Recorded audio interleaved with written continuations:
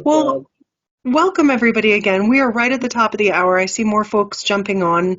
I know we've got some folks that'll join us throughout the session as well. Just a reminder for those of you who weren't here a moment ago, we are recording this session and it will be available on ECC University as well as our YouTube channel. So if you end up needing to get pulled away, you can always rewatch the rest of the video. You can share it with your teammates whenever you would like. I am going to turn this over in just a moment to our guest speaker. Just wanted very quickly, on behalf of all of ECC, to welcome you, Dr. Baker. We're so happy to have you here. Thank you. Yes, of course. I have enjoyed so much getting to know you a little bit better and talking with you in our one-offs here and there. I'm excited for the ECC team to get to know you a little bit better too and to hear more about your story. Thank you, everybody. Yeah. I mentioned in our invite just a little bit about your background, and I'm sure you'll give us a little bit more about your background as well. So with that being said, I don't want to steal any of your thunder. I want to give you as much time as you need. And team, please help me in welcoming Dr. Heather Baker. Hi, everybody. Thank you for tuning in. I'm here in Illinois, coming to you live from Illinois. It's like a cloudy but really unseasonably warm day here today, which is wonderful. And I was explaining to Sally, I am an elementary school principal and I am recovering from double pink eye. So I'm sorry for the glare from my glasses, but it is a joy of working with little kids that you just are constantly sick, but they're adorable. So I will go ahead and share my screen. If at any time you need me to stop or you can't see or hear something, please let me know in the chat. All right, here it comes. Awesome. So we're going to be talking a lot about the heart today in honor of Heart Month and how stress impacts the heart. As I mentioned to you just now, I am a principal in a town called Winnebago, Illinois. If you're familiar with Illinois at all, it's about an hour west of Chicago. It's a fairly rural little city or town that I'm in. I'm also a sudden cardiac arrest survivor, and I'm going to tell you my story in just a moment. I survived sudden cardiac arrest at the age of 28. I'm also the mom of that cute little gnome right there is named Easton. He's currently 14 months old. That's from Halloween, and he has an incredibly rare heart defect, one of very few kids to be born successfully with this heart defect. So I am a very, very strong heart health advocate, not only for myself, but for my son. And I really promote CPR AED training based on my experience and my son's high risk of having sudden cardiac arrest himself. In Illinois, I work with Lurie Children's Hospital. I volunteer there for Project Adam, promoting CPR training in schools, and then I teach some classes out of Aurora University. So happy Heart Month. February has a ton of holidays from a bunch of different cultures, so I did want to say happy holidays to you if you are celebrating any of those, but Heart Month is a really, really big one for me. It is my favorite holiday because February 1st is my rebirth day. So on February 1st, 2018, I was a 28-year-old. I was healthy. I went to work. And at 12:47 p.m., this was me on life support in a coma. My family hanging in limbo. I was recently married, and they were told that I would probably never walk or talk again on my own. So I'm going to show you my story.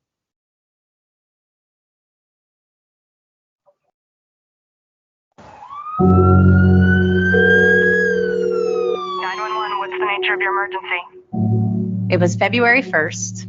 It seemed like a normal day. I got up early, got ready.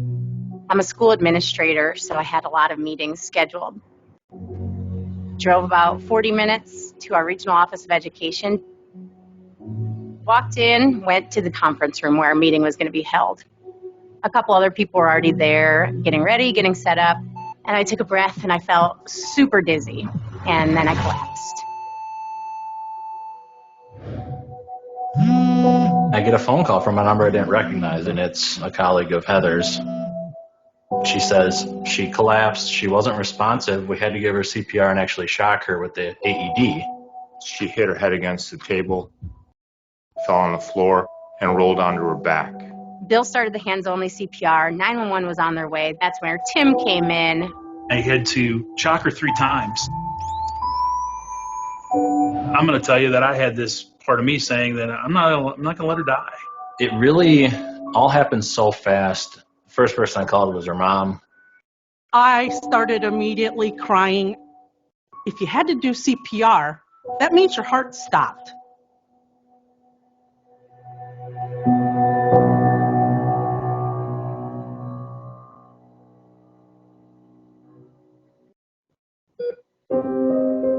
After what felt like forever, a doctor came in and they said, well, because they had to use the AED, they're fairly certain it was cardiac arrest.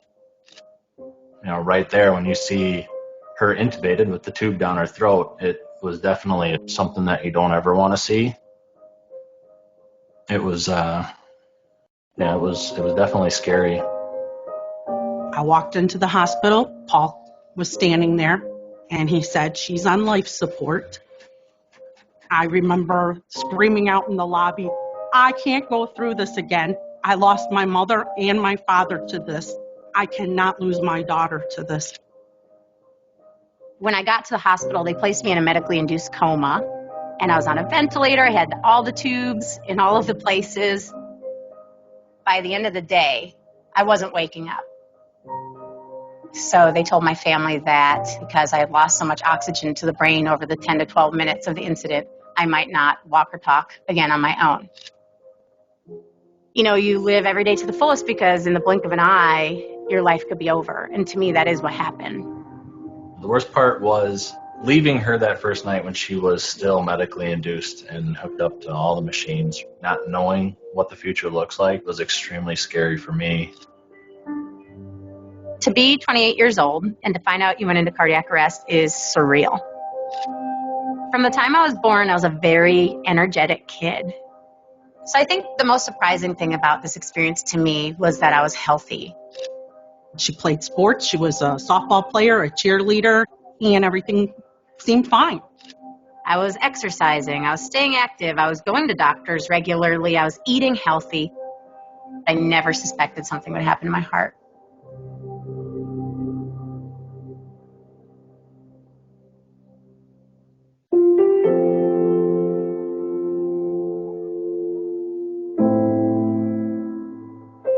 That next morning, I got a phone call from the hospital, and they say, hey, we got Heather up. She's responding. It was one of the best feelings that, I could ask for at that point. Their guess is that my potassium levels in my body had gotten really, really low. So there's a condition called long QT syndrome in which your long beats are too long and my short beat hit at the same time, which put my heart into an electrical frenzy. It just basically shorted a fuse. But because they were able to keep blood and oxygen circulating through my body and up to my brain, I was able to regain my life. Heather's electrophysiologist, which is her heart doctor, said that only 9% of people survive this and less than 1% survive with no brain damage at all. I don't remember those first couple of days, but then I got transferred to another hospital where they decided to give me a subcutaneous defibrillator so that in case this happens again, it'll be able to shock my heart. It took me quite a while to feel better, for my wounds to heal. This device will only last about 7 years, and then we will need to replace it. And when I think about having to do that again in 7 years, it really bothers me.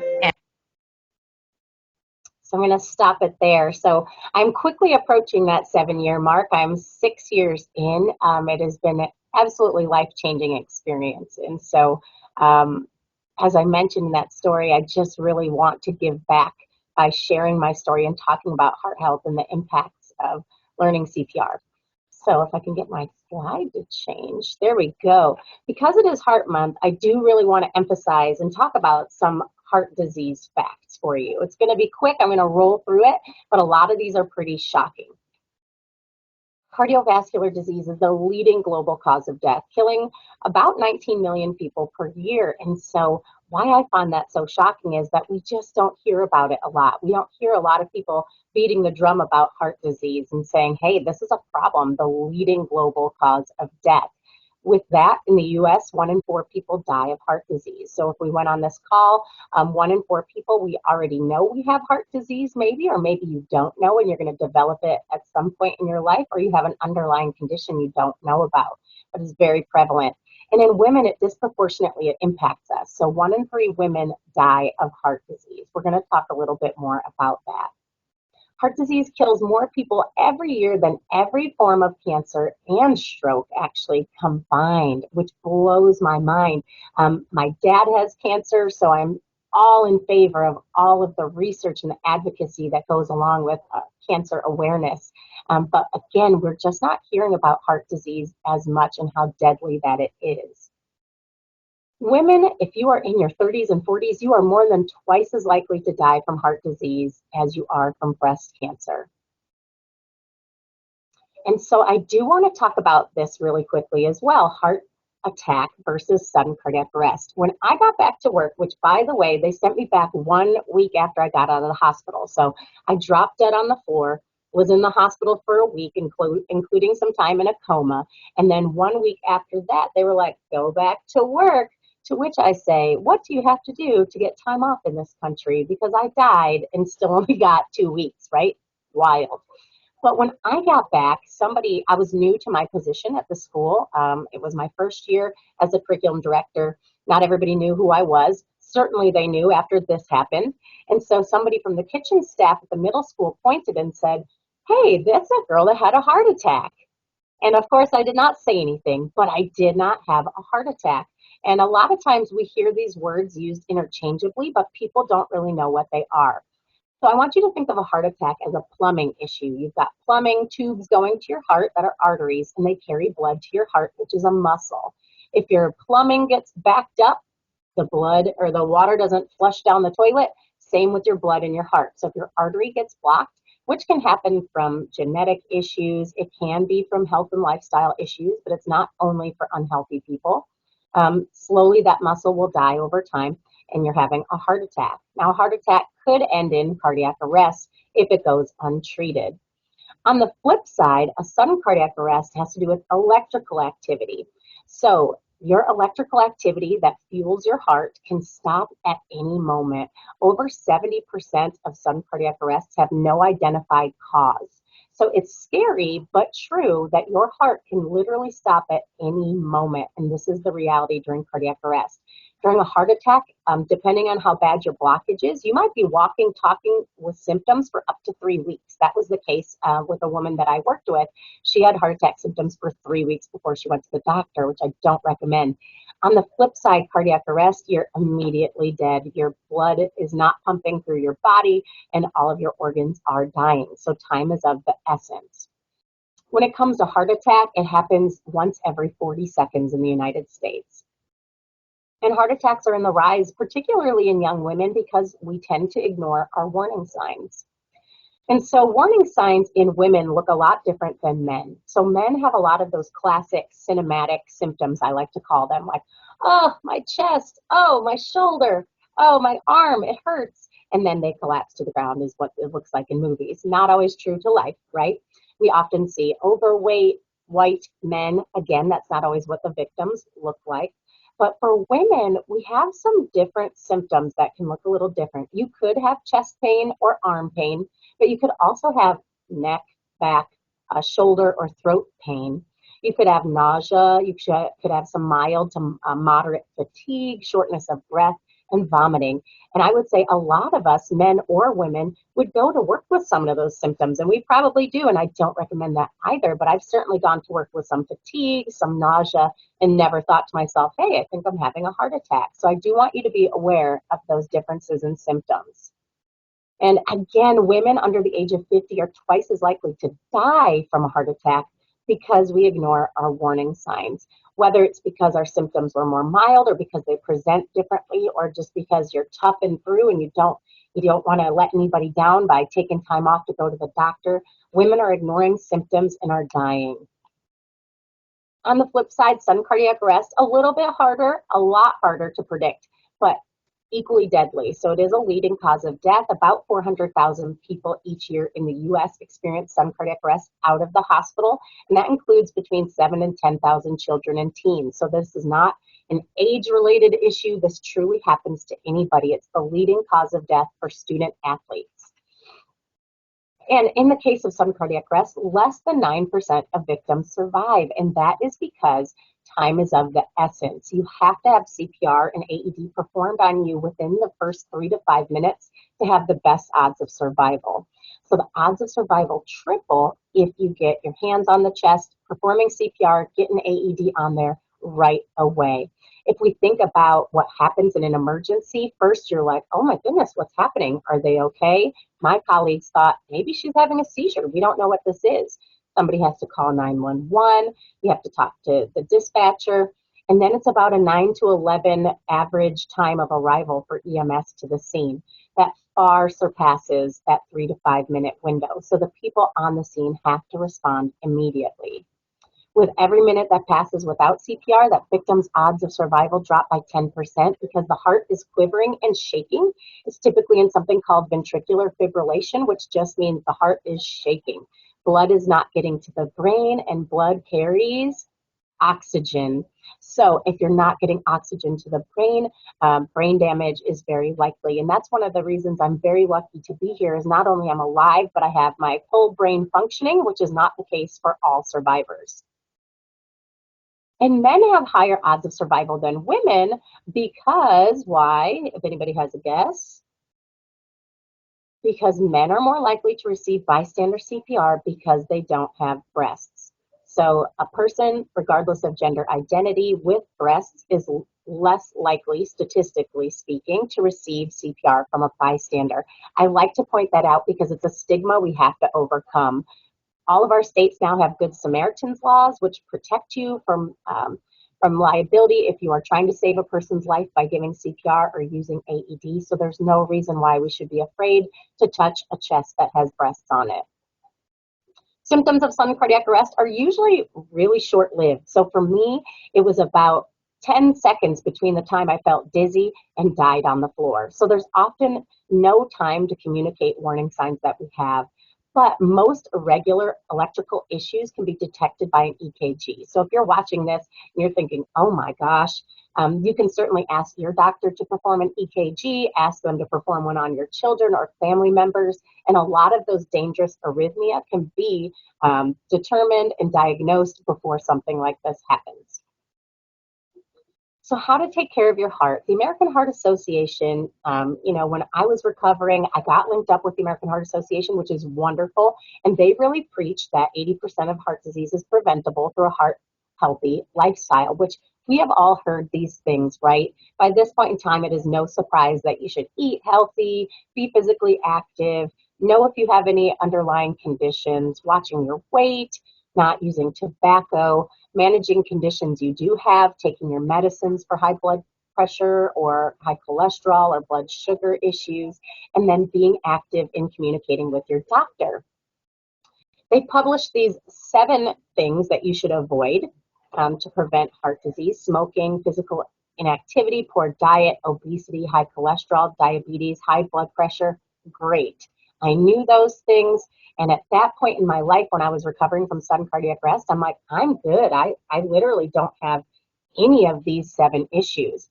But when I went back to work 2 weeks later, things were not okay. First of all, I didn't have any mental health support. The chain of survival has now changed where they promote that doctors offer support to survivors. I had to go back to work in the same office where I died just 2 weeks later. The people around me were still trying to process the event, so it was a very triggering environment. What happened was I started having a ton of arrhythmia, a lot of heart issues. I was almost getting shocked multiple times a day, afraid that I was going to pass out while driving.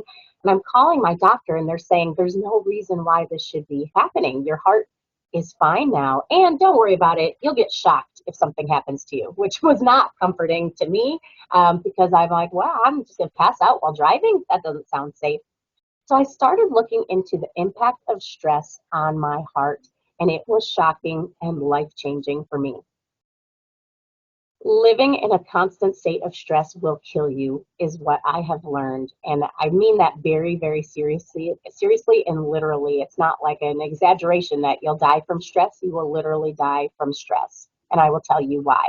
Long-term stress where your body is constantly perceiving stress and not getting out of a stress cycle leads to increased cholesterol, plaque buildup, high blood pressure, and then directly contributes to heart attacks and heart disease.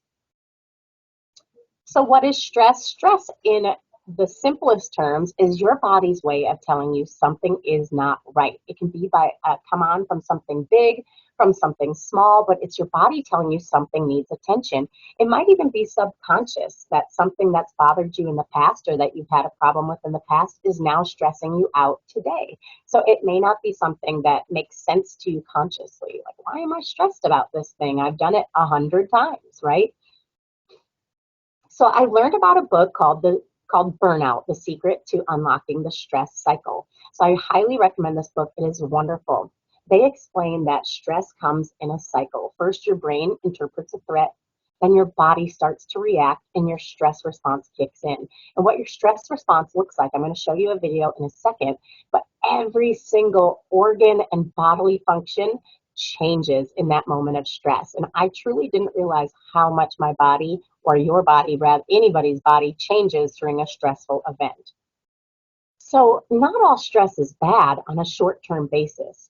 So at the very foundational level, right, stress helps us get out of scary situations. If this lion was chasing me in the wild, I would certainly be stressed. I don't know about you, although he is so cute and I love animals. I'll be very stressed. Short-term stress would kick in. My adrenaline would start pumping. I'd be able to run a little faster. My breathing would change. The way my blood flows would change, and it would help me do a little bit better against the lion. I'm not a runner, so I don't think I would outrun him necessarily, but it would help me. So short-term can be so helpful. But chronic stress, where you're constantly stuck, and even though the stressor is gone, you're still stressed. So the lion was a week ago, but you are still physically stressed about it. That's where we have issues. I'm going to show you this quick TED video. It is short. It is a very weird from an animation standpoint, but has really, really great information about how stress impacts the body.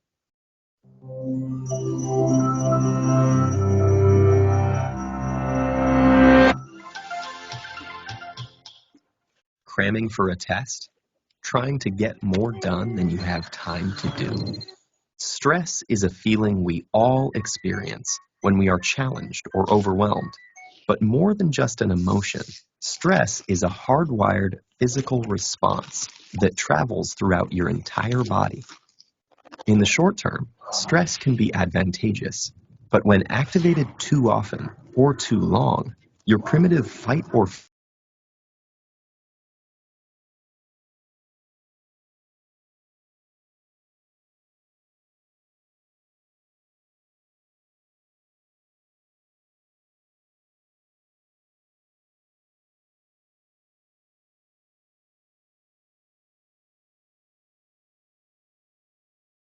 Did the video freeze for anybody else? Yes. Okay. Yes. Okay, thank you. I wanted to make sure it wasn't my internet going down. I'll send Heather a quick note. Hold on one sec, everybody. Enough. Thanks for your patience. Oh, gosh, Scientists I think now you know lost me that for a this is minute, an huh? early step So sorry Yeah, about just for a that. minute. process We were trying to of diagnose who it was. atherosclerosis or Oh, cholesterol no, plaque was it me? buildup in your Was it me? I I'm arteries. think so so. sorry. I think so. Okay. Did you see any of the stress video with the creepy animation, people? We did. We got to the point where it talked about a constant state of stress. Perfect. Okay, so I'm just going to jump right back in. Sorry about that, everybody. No worries. Rarely happens here. Okay, here we go. Through this network of nerve connections, your big brain communicates stress to your enteric or intestinal nervous system. Besides causing butterflies in your stomach, this brain-gut connection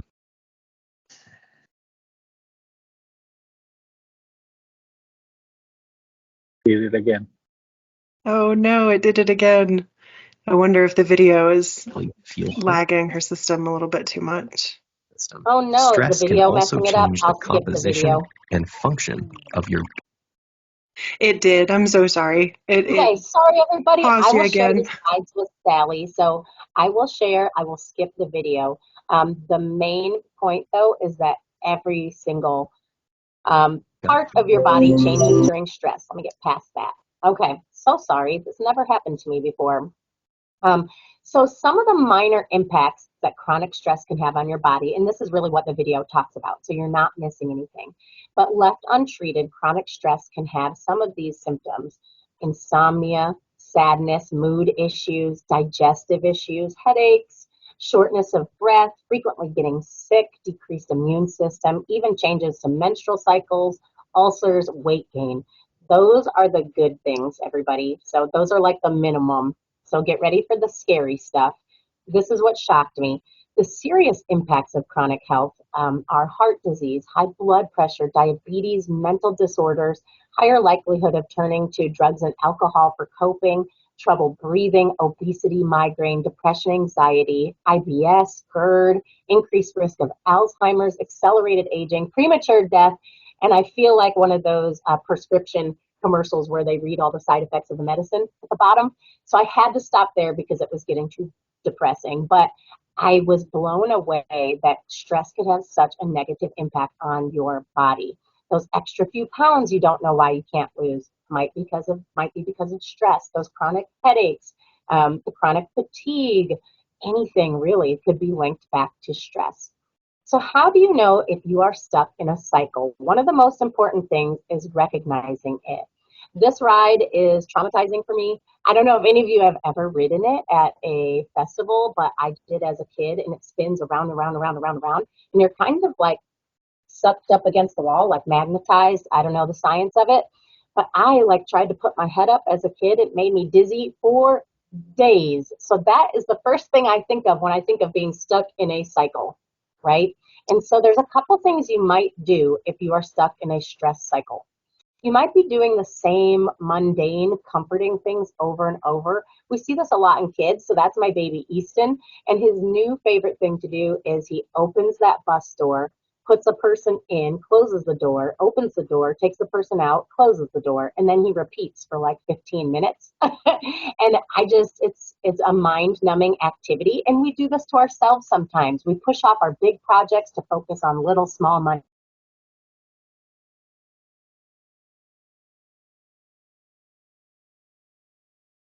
things because maybe that we are guilty of this, that our reaction is way bigger than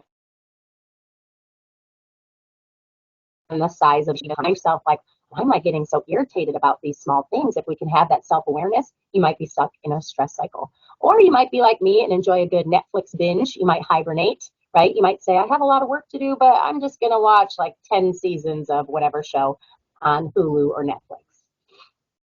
Or I call this the wheel of doom, where there were points in my life when I used to say I'm in my 20s, but I feel like I'm 80 years old. My body felt like it was just deteriorating. And every day I woke up and something else hurt or something else was wrong. And I was going to the doctor all the time. And that's just not normal.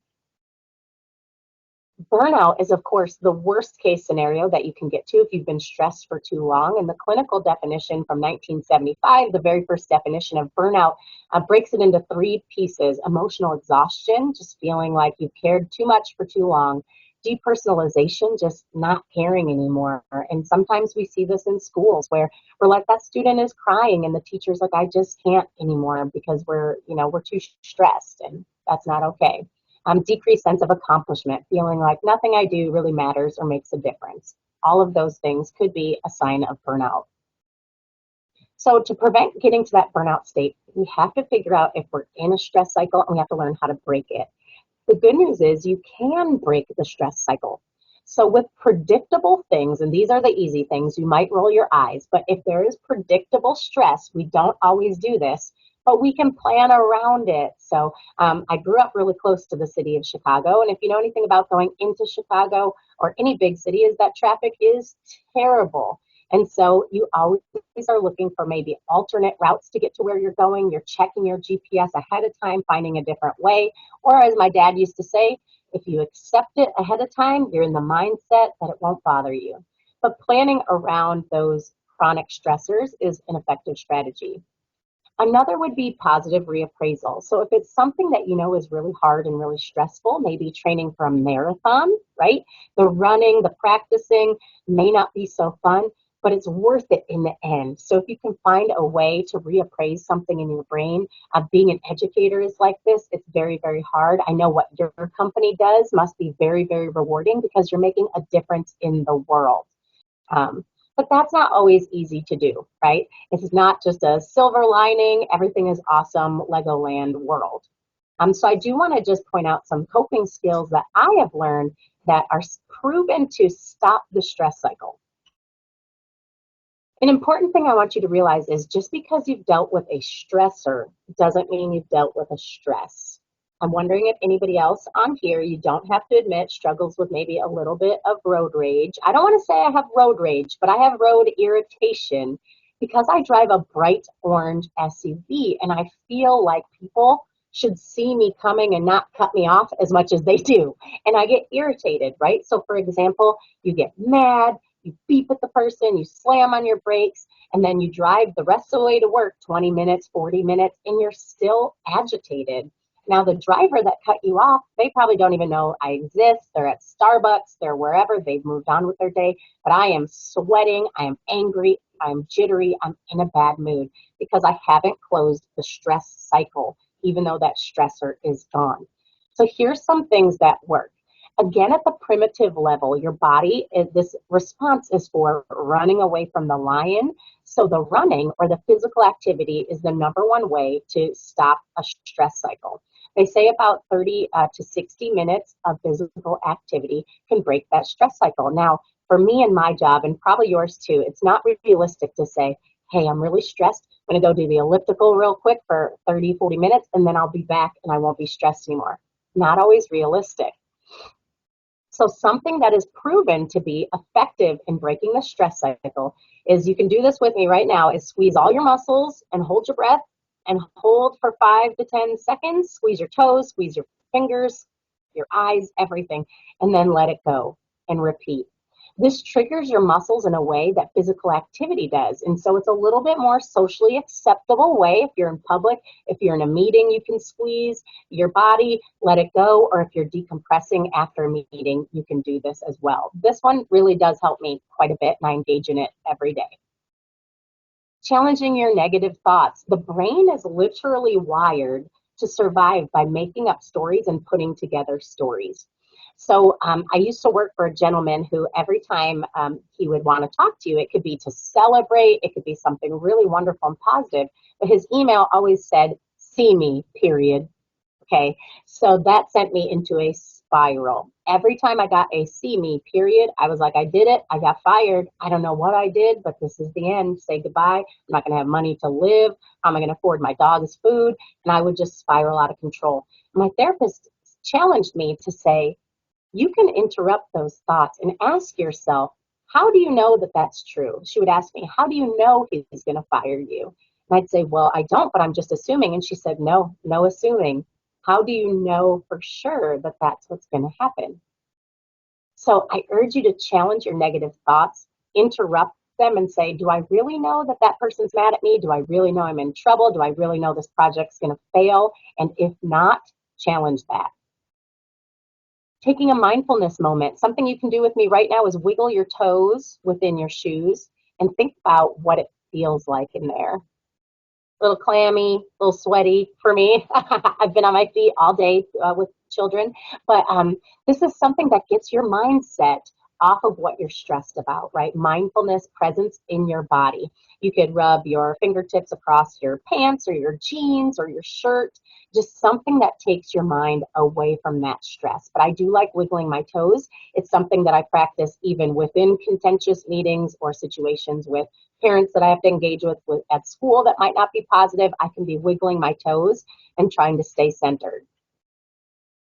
Of course, we all know breathing deeply is very good for you. So even if you're not into meditation exercises or visualization, those things are great for you. But just reminding yourself once an hour, setting an alarm to take a really deep breath is a really effective way to break your stress cycle.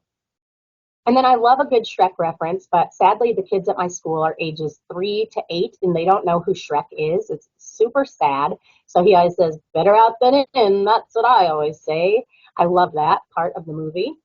But social interactions, crying, laughing, getting your emotions out, it is okay to cry. It may not be socially acceptable in the meeting that you're in, but when you get to a place of private where you can let emotions out, it's very, very healthy and helpful to do so. Now, this is my favorite, least favorite, because I'm a touch me not person. I'm not big on physical contact. However, this is another one that's scientifically proven that comes from that book, Burnout. They say that engaging in a 20-second long hug or one kiss that lasts 6 seconds breaks the stress cycle. Now, it makes me cringe a little bit as a touch me not, but I have tried this with my husband, and I recommend 2 things. 1, you always have to ask consent. 2, you need to tell them that it could be weird. So I told my husband, this is going to be a 20-second long hug. This is going to feel odd. And I admit, after you get through those first couple of seconds of awkwardness, you feel your body start to relax if you allow yourself to do so. Some people have told me when I've given this talk that they do this with their teenagers or their children who maybe they don't want to talk to you about what's stressing them out, but you can see that something wrong, and maybe that's a practice that you guys can adopt. Is just a longer hug that helps to relieve some stress and share some connection. And lastly, rest. I could do a whole presentation about the benefits of sleep, but this is something that we brag about in our country. I feel like, I only got 2 hours of sleep, and look at me, I worked so hard, and that has to change. Sleep is so regenerative and is so necessary for your brain and your body to heal. I have always been an avid sleeper. When somebody asks me my hobbies, I typically say sleep. That's not the case now that I have a 14-month-old because he is not into sleep at all, doesn't dig it. But rest is so, so good for you. So how will you know if you've closed the cycle? You should feel it. You should feel relief. And I think we've all been there at some point where something has been bothering you, you get some type of closure, and you feel some release. If you don't get to that point of release and you feel like you've tried all of these things, you're just not getting there, I really urge you talk to a doctor, talk to a clinician of some kind, a counselor, a social worker, a therapist, or just a general practitioner, and figure out how they can help you break that stress cycle, because it's far too dangerous to live that way. Now, I want to talk about a few things that I have learned that can make you a little more resilient against stress, because stressors never go away. We are going to have stress our whole lives. Things will always be stressful, but the way that we handle them really determines the impact it has on our body. So these are some things that have helped me become a little more resilient against stress. One of the very first things is developing a strong sense of identity. And I hope that if you walk away with maybe just a couple things today. Number 1 is learn CPR, but number 2, I hope you really focus on who are you? What is your identity? I'm not going to ask you what your purpose is. I'm not going to ask you what is your why, but a lot of times in our careers, and especially for me in education, everything I did was about being a teacher. Everything I read was being a teacher. Everything I did on the weekend was about teaching. When I went shopping, I said that would look great in my classroom, and I had no work-life distinction at all. And I want you to know that you are more than just your career. So when your career does become your identity, you're going to get so much more stressed out and burnt out because you never get to turn off. You never stop being Heather the principal. You're always on, and that's just not healthy. So I want you to think that you're on your favorite fake dating site. Okay, and you are going to describe to somebody, or you can try this if you're around anybody right now or later today. I want you to introduce yourself. Think about who you are without saying what your job is, what you do for work, that you're a mom, that you're a dad, that you're a sister, no relations to other people. Just who are you at the core of your person. So I'll go first with an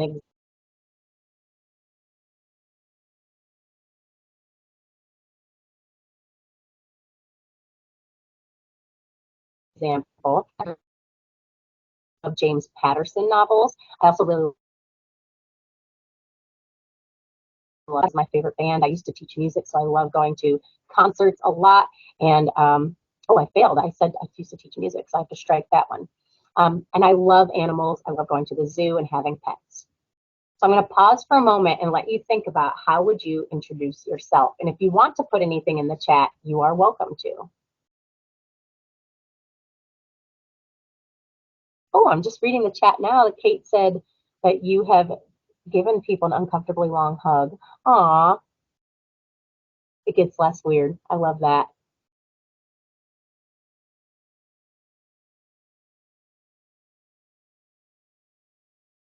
Emily Nagoski is the author of the Burnout book, and her sister's name is escaping me, but Nagoski is both of their last names. Well, I see that now on the chat too. Okay. All right. So I really want you to focus on who are you at your core? What is your identity? Separate from work when you're not at work and be that person. And I urge you to teach yourself or introduce yourself to your colleagues, to your friends, to your family. Make sure they know you at your core as well. That's something really important to me at my place of work. My staff know me as a person before they know me as a principal, and I know them as people as well. So I urge you to do that.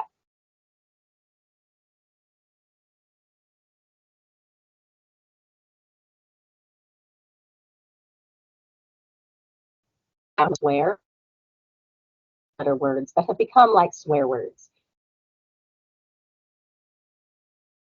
So I think it can look different to a lot of people, but I want to talk about wellness and well-being, which is a deeper level. Now in education, we look at this hierarchy a lot. It's Maslow's hierarchy of needs. I don't know if you're familiar or not, but we always talk about this in the context of kids. Let me give you an example. You start at the bottom of the pyramid, and we say that you have to meet all of those steps going up the pyramid before a student can have their best day and be their best version of themselves. So the very first one on the bottom is basic needs.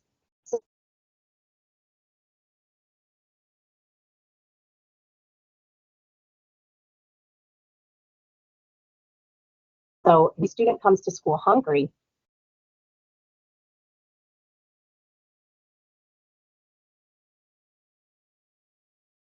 We have you skip breakfast, you're already not able to fulfill your best self that day because you're not meeting your basic needs.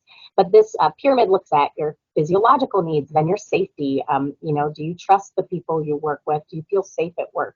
Do you have a sense of belonging and friendships? Do you have a sense of esteem and a feeling of accomplishment? And then at that very top is, if you have all those things, great for you, you can meet your fullest potential. I want to emphasize that wellness is not something we do one time. And I think that's the problem with self-care. We tell people, do self-care, do a bubble bath, do a massage. I love those things, not knocking it, but it's not going to improve over time your overall well-being. It's just something in the moment. Wellness is a continuous active process towards achieving good health and enhanced physical, mental, emotional, and social well-being.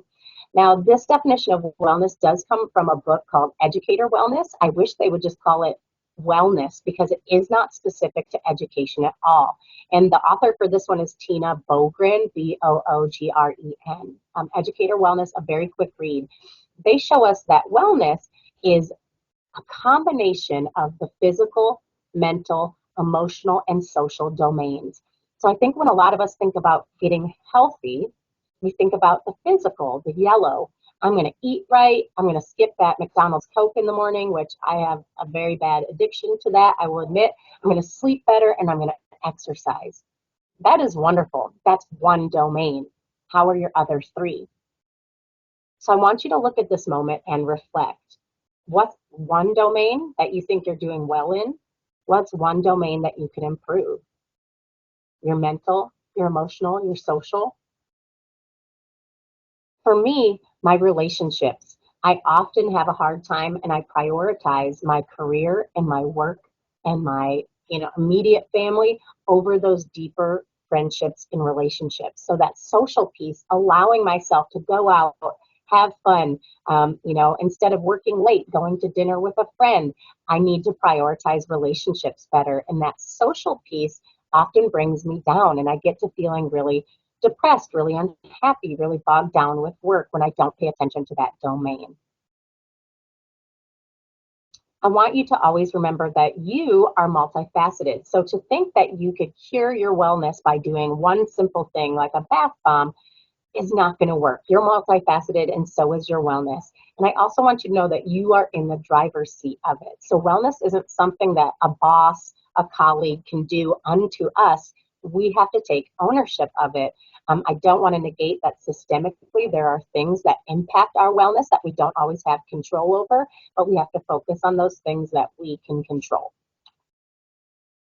One of the ways that I focus on what I can control is by setting and holding boundaries. Now, as a young administrator, I did not want to do this. I was very afraid to tell people no. I thought they'll never ask me to speak there again.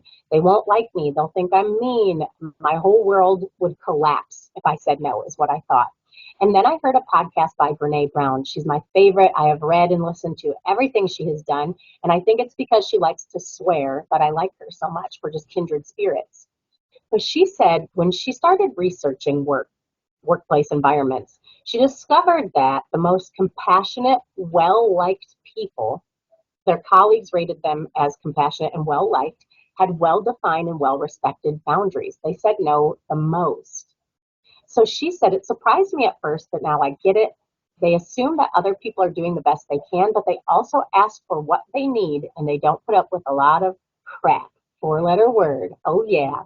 Right? So she is saying that being clear about what you can and can't do actually makes people respect you more and helps your relationships. When you say yes to things reluctantly, you end up doing them begrudgingly and being irritated, right? Like, oh, why did I say I would do this? I'm tired. I don't have time for this. And it's going to impact your relationships. But when you're really clear about your boundaries, people come to learn that about you, and you become a very consistent, trustworthy person to them rather than somebody who's wishy-washy. So some examples for me that I would like you to consider: one boundary that you can implement starting tomorrow. It could be a personal life boundary or a work boundary. But I leave work by 5 p.m. every day. If I'm in the middle of an email, I close it. An alarm goes off and I leave. Another boundary is that I don't continue working while my son is awake. So while my son is awake and in my presence, I don't have my email on my phone. I don't have my phone out. I don't have my computer out. Those are hard boundaries. And my staff knows if they need to reach me, I will get back to them within working hours or when my son is asleep. And I stop working and eat lunch every day. I don't know how many of you skip lunch. I hope you don't. But I think my first 12 years as an educator, I don't think I ever ate lunch. It wasn't until I was pregnant and high risk with Easton having a heart condition diagnosed at 27 weeks pregnant that I said, I really, really have to eat lunch. I have to stop and take the time.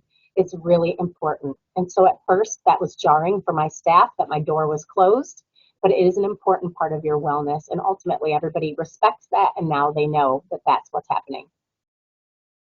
So I want you to think of some healthy ways that you can say no. And I want you to know that saying no gets easier the more you do it. Truly, I remember the very first time I said no, I was asked to do a presentation and I already had a million things going on. It was a colleague and a friend that I had grown up with. And I said, I really can't do it. And I was sweating and I was upset. And I thought, oh my gosh, she's never going to ask me again. She's going to be angry. This is so embarrassing that I'm admitting that I can't take on more. And all she said was, hey, that's totally fine. I'll ask you again next semester. And life went on. So it gets easier. I urge you to say no. And I talked about my struggle maintaining those, prioritizing those healthy friendships. I want to walk through an activity that you can do after this to really evaluate your relationships. Now, I think in every career, but I'll talk for schools, we get caught up in some gossip, right? And so in this picture, they might be doing some gossip. And Brene Brown says that gossip is a hot wire for connection. That you can walk up to anybody, almost anybody, a stranger, and you can find a way to relate with them by gossiping. And something in your brain is triggered that feels kind of good for a second. But in the long run, those negative interactions don't add any value. They're not real relationships that add value to your life. They don't solve any problems, and they don't benefit your well-being. So something that I did, an activity that you can do, is I wanted to evaluate my relationships. And I looked at myself as a mom, a team member, and a friend. And I thought, how am I doing in that relationship? Not how is the other person doing, how am I doing? Why is this relationship important to me? What do I value about it? And is it healthy? I asked myself those questions first. Then I took those same relationships and I said, as a mom, to have the best relationship that I can have? What can I keep doing? What are the things I'm doing so well, like holding those boundaries, not being on my phone with him? What can I start doing? And what can I stop doing? So being reflective and really thinking about how you can engage in those relationships differently. I urge you to try that later today. Focusing on what you can control. Now, my school has preschool in it, so we have 3 and 4-year-olds, and we often tell them that we need to focus on the size of the problem and what you can and can't control. Again, there are systemic things you can't control, and that can be very frustrating, but I urge you to focus on what you can control. And I like to ask myself, is this thing that's bothering me something that I'm willing to help solve? Am I willing to be part of the problem solving? Am I able to be part of the problem solving? And if the answer is no, I might need to leave that situation, or I might need to let it go. If it bothers me so much, but I'm not willing to help people solve it, then I really don't feel that I have the right to be stressing about it all the time. So you can control your thoughts and actions, how you speak to yourself, but you can't control how other people act. With that, something I learned through going through postpartum was about being good enough. And so when I was a new mom, my son had a lot of medical challenges. He was very colicky. He doesn't sleep, still to this day, cries a lot, had feeding and swallowing issues among his heart issues. And I really just felt beat down. So I was in a support group, and they said, did you know the research about being a good enough parent? And I said, I'm a perfectionist, so I don't think that's really going to resonate with me, but I'll read it. There is actual literature and research that says that kids who had a good enough parent, meaning the parent made mistakes, they did things wrong, they apologized, they were messy, those kids with good enough parents reported being happier teenagers than kids who reported having perfect parents where nothing went wrong and everything was organized, right? So this was inspiring to me. I made myself a good enough bracelet that I wear to work. I forgot it today, but I typically have it every day. And it's a reminder not to do a half booty job, I'll say, because I won't swear, a half butt job. That's not what it's talking about. It's not talking about doing the bare minimum. It's saying I'm okay with 30% being my 100% today. I'm good enough. I'm okay with 100% one day and 30% the next day because that's what I can manage. But you don't have to be the person who's always doing the most, looking perfect, doing everything perfect, taking on the most to be good enough.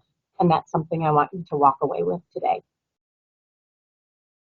Ultimately, we also need to know when to let go. So whether it's a relationship, a job, anything like that, what I have learned through my experience is that life is too short to be unhappy and to be stressed all the time. So we've all heard this quote before, I think, that sometimes holding on does more damage than letting go. So if you're holding that rope and your hand is just getting bloodied and burnt, you might just need to let go.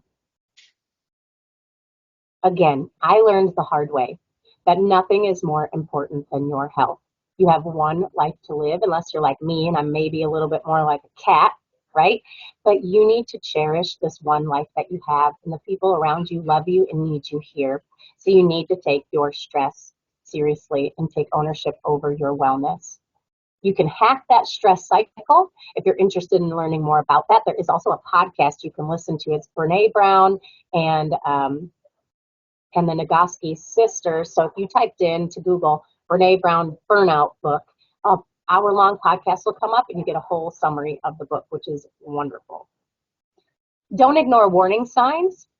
Take care of your heart because it's Heart Month, but do that all the time. And please, please, please learn CPR because you could be the difference between life or death for someone around you.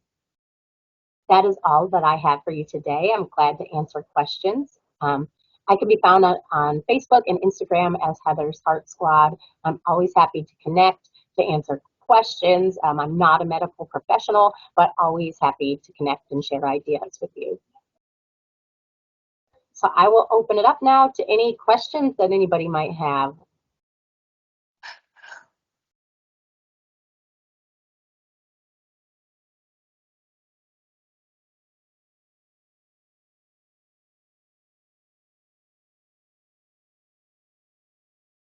I'm not seeing too many questions in the chat. I believe that ones that got popped in have been answered.